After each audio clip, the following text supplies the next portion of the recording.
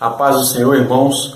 Já que nós precisamos apagar esse quadro para continuarmos nosso estudo, vou aproveitar ele para falar algumas coisas importantes.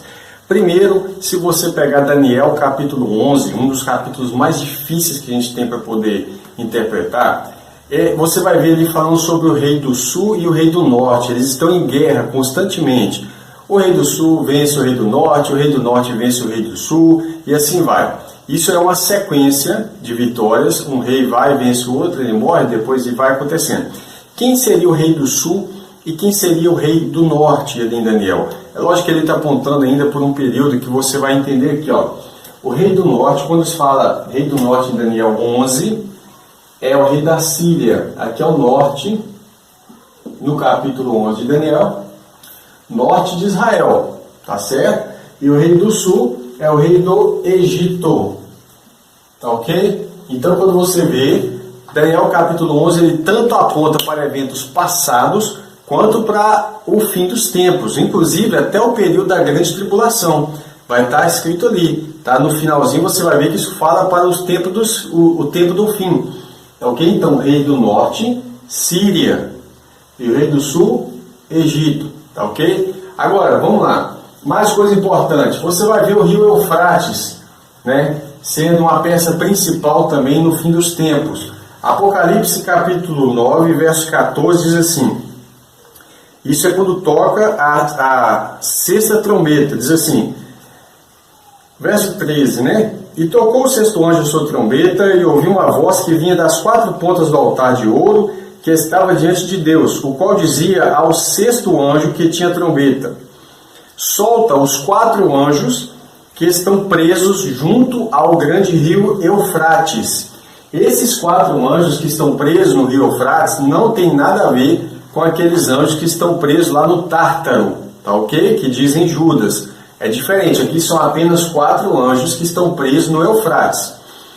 Agora você vai ver também uma outra referência sobre o Eufrates no Apocalipse 16, já não é a sexta trombeta, agora é a sexta taça, no verso 12, diz assim, e o sexto anjo derramou a sua taça sobre o grande rio Eufrates, e a sua água secou-se, para que se preparasse o caminho dos reis do Oriente. Veja bem que interessante, o rio Eufrates, ele estava lá no Jardim do Éden, lembra disso? E ele vai durar até o fim dos tempos, a gente tem uma convicção, e ele só vai se secar na sexta taça.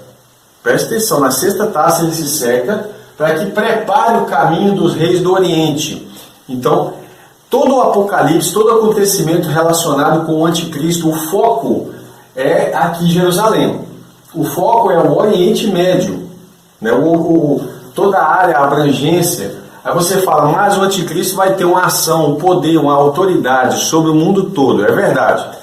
Mas o fato dele ter autoridade sobre todo mundo não quer dizer que ele vai conseguir abranger todo mundo num período tão curto, de 3 anos e meio, de 42 meses, ou tempos e metade de tempo. Isso acontece também quando você vê Deus falando sobre Nabucodonosor, né? Daniel fala na visão da estátua que ele era cabeça de ouro. Nabucodonosor, você é cabeça de ouro, rei de reis, né? Ou seja, Deus deu para ele todo o mundo, fala assim, sobre todos os animais que há na terra, sobre todos os homens, sobre tudo você governa. Entretanto, Nabucodonosor não estava em todos os lugares, né? Mas o reino dele certamente era o maior e dominava sobre tudo. É o que acontece com o Anticristo, ele vai ter domínio sobre todo mundo, entretanto, ele vai encontrar também resistência de algumas nações. Agora vamos lá. Você já pegou Daniel 11, rei do norte, rei do sul. Outra coisa importante que a gente tem para falar aqui, da Turquia. Turquia é algo importante. As 7 igrejas do Apocalipse, né, que estão na Ásia, todas as 7 igrejas da qual o Apocalipse foi direcionado, né, elas estão na Turquia. Inclusive, uma das igrejas em Pérgamo, onde fala que ali está o trono de Satanás. Tá? Simbolicamente ou não, é claro que a gente entende isso como espiritualmente, né, é importante você saber definir em qual lugar que está se referindo esses pontos. Por que as cartas de Apocalipse vieram todas para a Turquia? Por que não mandou uma para Roma? Por que não mandou uma para Corinto? Né? E todas foram para a Turquia. Poderia mandar carta para Antioquia, mas foram todas para lá. Todas as 7 igrejas receberam o livro relacionado ao fim dos tempos, estão ali. Então, irmão, você precisa entender, esse quadro que você está vendo aqui, né, todo o Apocalipse, ele fala desse espaço aqui, ó, do Egito ao Irã. É claro que aqui do lado você tem a Líbia, do lado do Egito, né, para baixo do Sudão você vai ter a Etiópia, tá, que também está relacionado com o tempo do fim. Então só vou acrescentar aqui a Líbia, a Etiópia, debaixo do Sudão, e vamos pegar aqui até a Pérsia e a Turquia, né? Isso aqui é o que você está vendo, aonde quando você for estudar Apocalipse, né, em Ezequiel, em Daniel, vai estar sempre falando desse quadro que você está vendo aqui na frente, tá ok? Então eu não poderia apagar esse quadro sem primeiro fazer assim, uma prévia do que a gente vai estudar lá na frente ainda, mas aos poucos a gente vai dando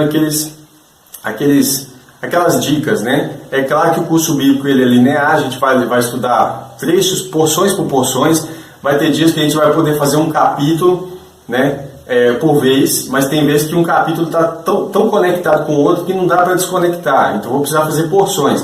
Mas, sempre que puder fazer um comentário de alguma coisa lá na frente, principalmente alguns assuntos que estão aqui, mas são de cunho escatológico, a gente vai fazer os comentários e colocar numa playlist separada, aguardando o momento de chegar o livro, por exemplo, de Daniel. Quando chegar, a gente pega esse vídeo e resgata para a playlist lá da frente, tá ok?